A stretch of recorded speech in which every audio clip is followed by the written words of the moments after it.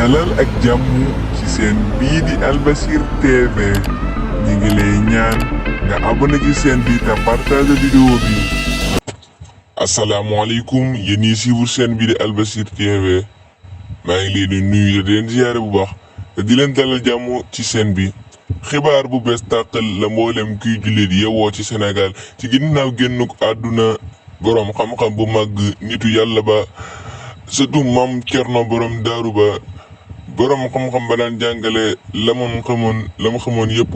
di ko partager ak mbokki jullit yi moom lañ wax ne moo génn àdduna muy xibaar bu metti lool waaye di wax rek inna lillahi wa inna ilayhi raji'un di ko jaale képp kuy suivre seen bi di Albasir TV di ko jaale ay mbokkam yëpp di ko jaale ay taalibeem te di wax ne yëpp képp koo xamante ni jot nga xibaar bi gépp ñaan goo xamante ni baax na ci waaye dawlu nga ñaanal kooko te itam mu doon xibaar bu metti lool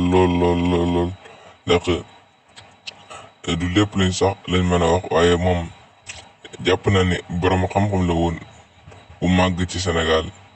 kenn ci ñi ëpp xam-xam ci Sénégal bokk na ci waaye ñi am xam-xam rek te di ko jëfe di ko wax